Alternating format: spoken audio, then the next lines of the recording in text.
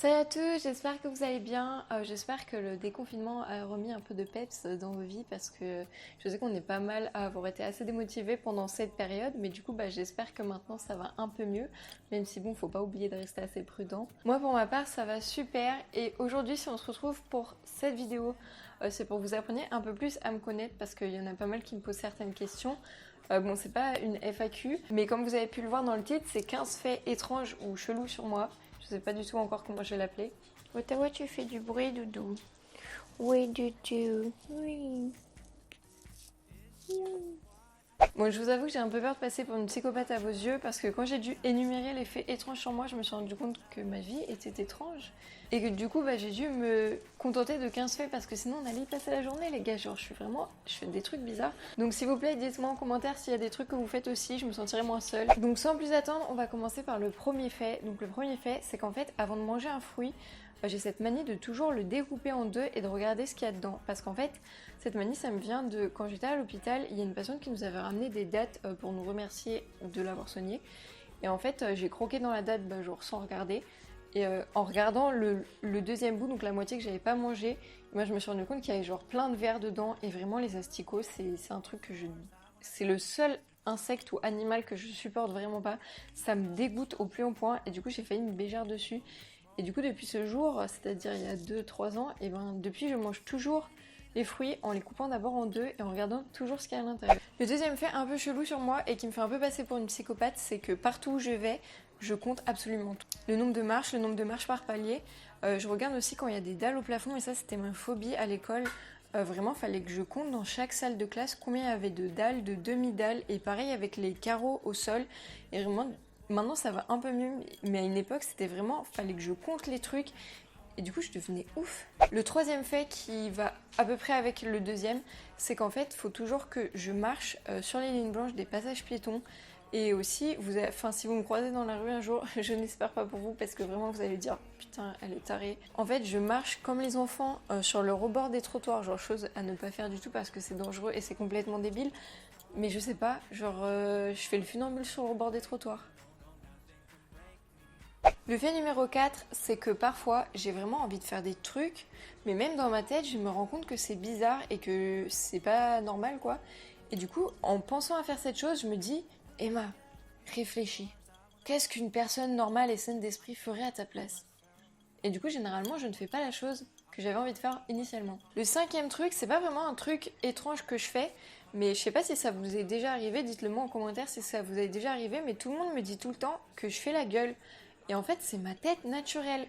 Genre ma tête de base, quand j'ai aucune émotion et que je suis neutre, tu vois, on va dire, sur un daily basis, j'ai une tête de meuf. Complètement, genre une grosse connasse, tu vois, j'ai une tête de connasse. Mais c'est pas de ma faute, genre je suis née comme ça. Et à chaque fois, mes parents ils sont là, bah, tu fais la gueule. Je ne fais pas la gueule, c'est ma tête normale. Le sixième fait, et là ça commence à devenir vraiment chelou, c'est que je me parle tout le temps toute seule. Mais vraiment, presque H24, je suis en train de me parler toute seule. Et ça, je sais que beaucoup de monde le fait. Sauf que le problème, c'est que je me parle toute seule, mais en anglais. Alors que je ne suis pas bilingue. Genre, je suis vraiment assez calée en anglais pour ne pas me lancer des fleurs. Mais vraiment, c'est pas ma langue d'origine ni une langue maternelle. Ou, enfin voilà, je suis pas bilingue. Et vraiment, je me parle toute seule en anglais. Et pareil, il y a un truc qui est lié, c'est que quand je fais des rêves, ou par exemple, je rencontre des gens qui parlent anglais, ou des célébrités, tu vois, je sais pas. Et ben dans mon rêve, j'ai besoin que les gens parlent anglais. Et du coup, si dans mon rêve, il y a un mot de vocabulaire que je connais pas, ben ça va me réveiller. Il va falloir que j'aille chercher le mot de vocabulaire parce que sinon je vais pas pouvoir continuer mon rêve. Le sixième point, c'est qu'en fait, des fois, j'ai vraiment l'impression que je peux voir l'avenir. Enfin, c'est un peu bizarre dit comme ça, mais genre j'ai des flashs, des moments de déjà vu, mais un truc de ouf. Pour vous donner un exemple plus concret, hier, je crois, mon copain a regardé une vidéo de Silent Hill sur les pervers narcissiques. Et en fait, cette vidéo, j'étais sûre de l'avoir déjà entendue, enfin qu'il l'avait déjà regardée. Du coup, je lui ai dit, pourquoi tu la regardes? Tu l'as déjà regardée il y a genre 2 semaines. Il me dit, bah non, c'est pas possible, elle est sortie il y a 2 jours. Et vraiment, je pouvais lui dire de quoi elle parlait dans la vidéo, et vraiment, j'avais l'impression d'avoir déjà vécu ce moment, et ça m'arrive super souvent. Dites-moi si ça vous arrive à vous aussi, parce que je me sentirais un peu moins tarée, parce que des fois, je me fais peur à moi-même. Ensuite, je ne sais pas boire l'eau. Genre, je sais pas comment expliquer, mais quand tu bois de l'eau, Je vais vous faire une démonstration. Quand tu bois de l'eau, normalement, tu mets un petit peu d'eau dans ta bouche, tu l'avales, et après, si t'as encore soif, tu remets un petit peu d'eau. Tu remets un petit peu d'eau dans ta bouche et tu l'avales, etc., etc. Tout le monde sait boire de l'eau, voilà. Mais apparemment pas moi. Du coup, quand je bois de l'eau, j'en mets 3 tonnes dans ma bouche et après je galère à avaler petit à petit tout ce que j'ai dans la bouche. Genre je fais comme ça.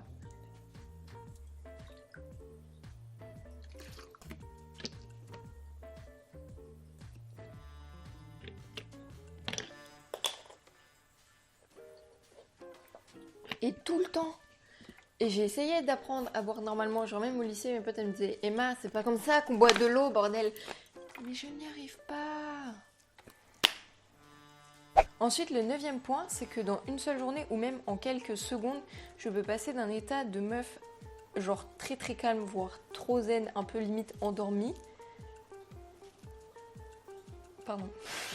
Ah, on a l'impression que je suis sous cocaïne, mais vraiment, genre des fois, il y a des moments où je suis très calme et d'un coup, je vais me mettre à péter un câble, je vais sauter partout, je vais danser partout, genre je vais vraiment devenir incontrôlable. Et je ne sais pas ce qui m'arrive. Et vraiment, je suis pas. Enfin, je bois du café, mais genre raisonnablement, on va dire. Enfin, pour quelqu'un qui est en médecine. Mais c'est surtout en fin d'après-midi, genre vers 18h, 19h. Moi, vraiment, je pète un câble, les gars. Mais quand je vous dis que je pète un câble, je suis instoppable. Je cours partout, je saute, je chante, je crie. Mais genre, vraiment, je dois être insupportable pour mon entourage. Donc, je m'excuse d'avance à toutes les personnes de mon entourage qui regardent cette vidéo. Je suis désolée, je ne me contrôle pas. Ce n'est pas de ma faute. Ensuite, le 10e point, c'est que je ne peux me concentrer quand je travaille que si j'écoute des musiques épiques ou genre du hardcore, tu vois. La plupart des gens, ils écoutent des musiques avec des beats lents, un truc un peu chill, sans paroles, parce que sinon ils n'arrivent pas à se concentrer. Mais moi, quand j'étais en PACES, la musique que je mettais tout le temps pour me concentrer, c'est le thème de Skyrim. Je sais pas si vous voyez ce que c'est, mais vraiment, et j'étais à fond. Et je sais pas comment je faisais pour réussir à me concentrer parce que j'étais là, nanana. Et les gens à côté de moi dans la bibliothèque, ils devaient se dire, mais la meuf, elle est sous crack, faites quelque chose quoi. Mais non, en fait, les gars, j'étais juste en train d'apprendre comment fonctionnent les mitochondries. Ensuite, point suivant, c'est que je kiffe, quand je dis je kiffe la papeterie. Mais vraiment, c'est une passion. Donc que ce soit les stylos, les carnets, carnet à spirale, carnet simple, carnet feuille double, carnet feuille simple, feuille à carreaux, feuille petit carreau, n'importe quoi, les feuilles de couleur. Mais vraiment, c'est ma passion. Rentrer dans une papeterie, t'as l'impression que je suis à Disney World. Genre, je sens les livres, je sniffe les livres. C'est peut-être pour ça que les gens pensent que je suis sous coke. Mais vraiment, les livres neufs, ça sent tellement bon. Et genre, vraiment, j'ai un stock de journaux ou de papier pour écrire. Mais vraiment, je ne sais pas. J'ose même pas écrire dedans parce que les 3 quarts ils sont trop beaux et j'ai peur d'écrire de la merde, genre cher journal, aujourd'hui ma vie c'est de la merde. Du coup j'écris rien du tout dedans et vraiment j'ai un stock, je ne sais pas quoi en faire. Dites-moi si vous aussi vous êtes des amoureux inconditionnels de la papeterie parce que je me sentirai moins seule dans ce combat. Ensuite le 12e point et pas des moindres, c'est que pendant la période collège-lycée j'étais droguée aux pommes granny. Oui, aux pommes granny. En fait, je mangeais tellement de pommes granny dans la journée, genre je devais en manger à peu près 6, 7, un truc comme ça, que en fait si j'en avais pas, j'avais un symptôme de sevrage, vraiment, j'étais en manque, je commençais à trembler, je commençais à être pas bien, j'avais mal à la tête, et vraiment je mangeais des tonnes de pommes granny, je sais même pas combien j'ai fait dépenser à mes parents, et combien moi j'ai dépensé en pommes granny, mais même pour vous dire à quel point je poussais le vice extrêmement loin, c'est que pour mon anniversaire de, je sais pas, genre 16-17 ans, je pense 16 ans, j'ai une de mes meilleures potes qui m'a offert une pastèque et des pommes pour mon anniversaire. Et j'étais très heureuse. Ensuite, le 13e point, c'est que je kiffe, mais je surkiffe la lune. Je sais pas pourquoi, surtout la pleine lune. Alors quand c'est la pleine lune et que par exemple, quand j'étais petite, on allait en voiture, par exemple, en vacances, et ben je passais tout le trajet comme ça. Juste à fixer la lune, parce que je trouvais ça grave beau. En fait, je me demande grave qu'est-ce qu'il y a de l'autre côté, genre sur la face cachée de la lune. Et c'est un truc, ça m'obsède depuis que je suis petite.